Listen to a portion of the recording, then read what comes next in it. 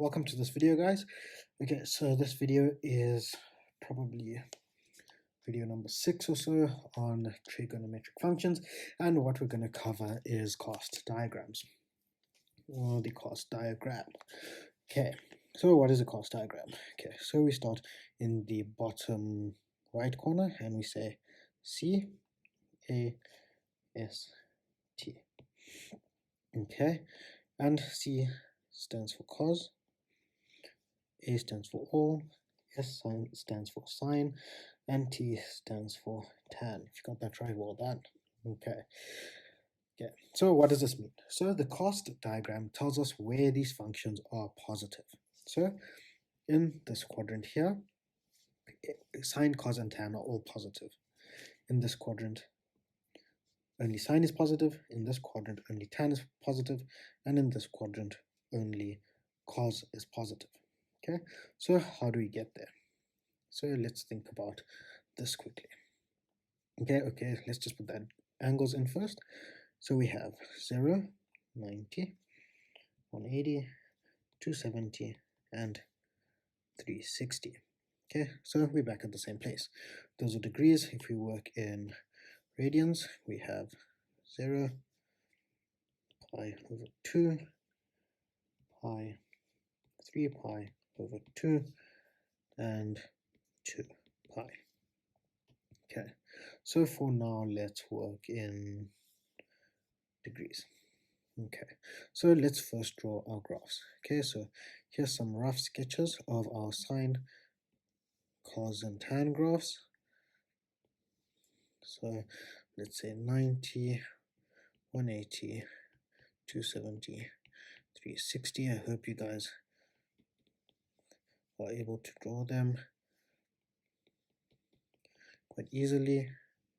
If you're not, go work on that. Okay, so what does our graph look like? Okay, for the sine graph, start at 0, so it looks not like that, but it looks something like this. Okay, with our peak at 1 and negative 1. For our cos graph, it looks something like this. Okay, and here we have 90, 180, 270, and 360. And for our tan graph, it looks something like this. No, it's not straight, but it looks something like this. Okay, remember with our asymptotes at 90, 270. Okay, so in the first quadrant, which is right here, as we can see, all the graphs are above the x-axis, so all of them are positive. Between 90 and 180, so that's from 90 to 180, we have sine, which is positive, so sine is positive, cos is negative, and tan is negative. Okay, between 180 and 270, we have sine being negative, cos being negative, and only tan being positive. And between 270 and 360, we have sine being negative, cos being positive, and tan being negative. Okay, so that's how the cost diagram came to be. Okay, and then another thing to note is this. So we know that sec equals 1 over cos. So if cos is positive, then sec must also be positive in this quadrant. Similarly, so we can say the same for, so sec must be positive, cot must be positive here, and cosec must be positive here. Okay, cool. So now we know what the cost diagram looks like. So let's get into some questions. Okay, so let's start with this question here. So let's say the question read something like this. Okay, so you have a given equation. So let's say questions. Okay, you've been given the following information. 15 sine theta minus 13 equals 0, and cos theta is less than 0. Okay, and A, you need to figure out what cos theta is. B, you need to figure out what cos squared theta plus sine squared theta is. And C, you need to figure out what tan theta times cos theta. Okay, so what's the first thing we need to do? The first thing we need to do is manipulate this formula a bit so that we get it in the way that we want. So let's start by saying 15 sine theta equals 13. So sine theta equals 13 over 15. Okay, and we know this is equal to sine is y over r. Okay, so if we look at our cast diagram, what information? CAST. So we have sine theta being positive, so we could be here, or we could be in the all section. But the other piece of information that we've been given is that cos theta is less than 0. So we're no longer allowed to be in that quadrant. So we're definitely in this quadrant here. Good stuff.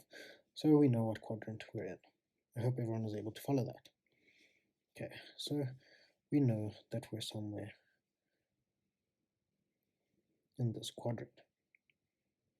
Okay, with the cast diagram, x is positive this way and y is positive upwards. Okay, so, and also something else to note is that the radius is always greater than 0. The radius can never be less than 0. Okay, so back here.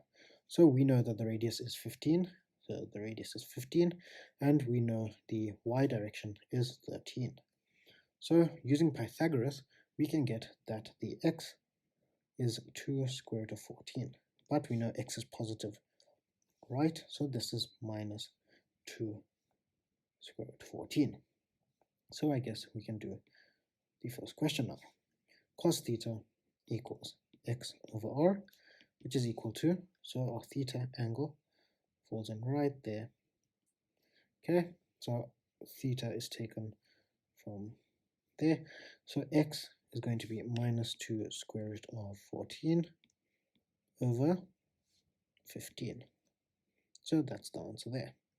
Okay, so from our fun with trigonometric functions, we know that cos squared theta plus sine squared theta is always equal to 1. But let's try prove it here as well.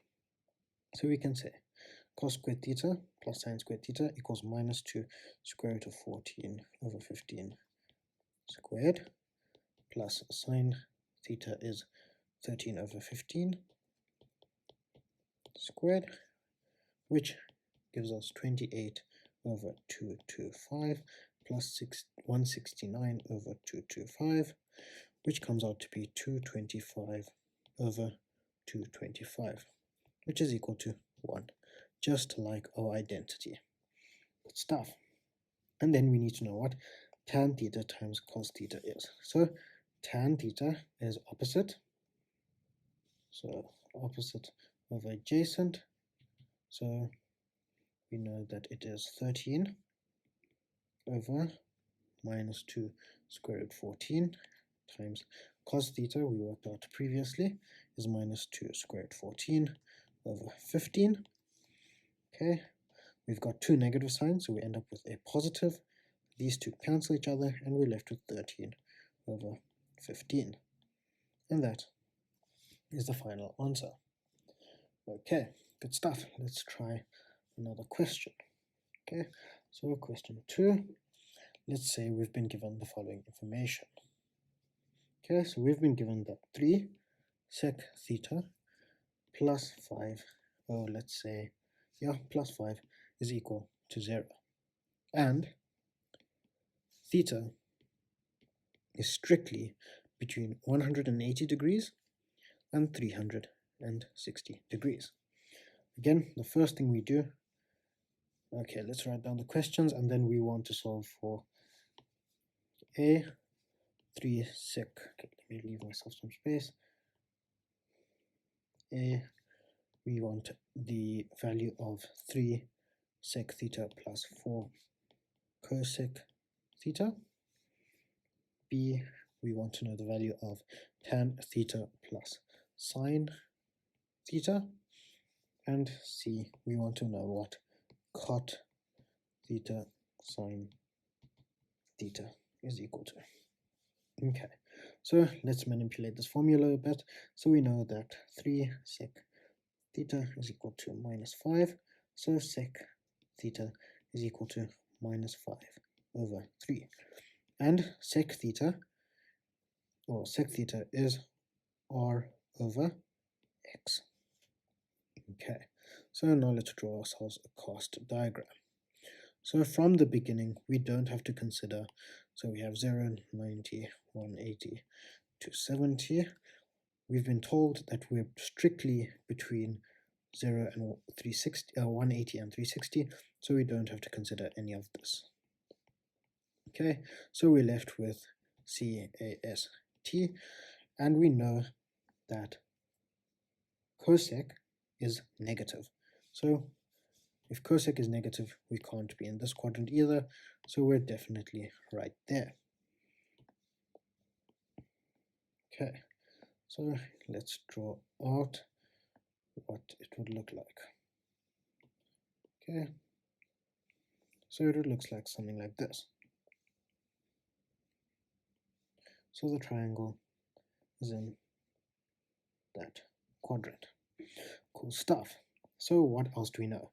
We know that the negative needs to be associated with one of these two numbers, but the radius can never be negative, so we know that r equals 5, and we know that x equals minus 3. Okay, by Pythagoras, we can work out that y equals 4, but again, we know that the negative sign needs to come into account because y is positive upwards. Okay, our theta is here. Okay, so now I think we can get into some questions. Cool stuff. Okay, so we want to figure out this 3 sec theta plus 4 cosec theta. So 3 and sec theta was given to us in the question as minus 5 over 3 plus 4. And what is cosec theta? Cosec is r over y, so the radius is 5 and the y value is minus 4. So we have these two, 3's cancelling, so we have minus 5 plus these 4 cancel, minus 5. So we have minus 10, and that is the value. Then we need to solve what tan theta plus sine theta equals. So tan theta, so if we look at theta, tan is opposite over adjacent, so we have minus 4 over minus 3, plus sine theta, sine is opposite, so minus 4 over hypotenuse, which is 5. Okay, so what we're left with is minus 4 over minus 3, so the minus has become positive 4 over 3, minus 4 over 5, and if we just put this into the calculator, we get a value of 8 over 15. So that's the answer. And finally, we have cot theta sine theta, and before I even look at what cot theta is, I'm going to simplify this by changing cot into sines and coses. So cot theta is cos theta over sine theta times sine theta. So obviously these sine thetas cancel, so we're left with just having to figure out what cos theta is. If we look at our diagram, cos theta is adjacent over hypotenuse, which is minus 3 over 5. Okay, so that is essentially that. Those are all the questions I have for you guys. I hope you understand how we got to the cost diagram, and I hope you're able to do these questions. Okay, thanks for watching, guys.